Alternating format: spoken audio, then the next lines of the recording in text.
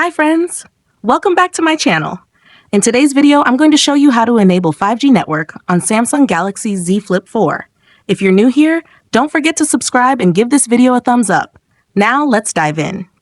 Step 1. First, unlock your phone and open the Settings application. This is where you can find various customization options for your device, including display settings, security settings, and accessibility features. Step 2. Now, locate the search icon in the top right corner and tap on it. The search feature makes it much easier to find specific options without having to scroll through multiple menus manually. Step 3. In the search bar, type Network Mode and wait for the results to appear. This option allows you to adjust your phone's network settings, ensuring the best connectivity for your device.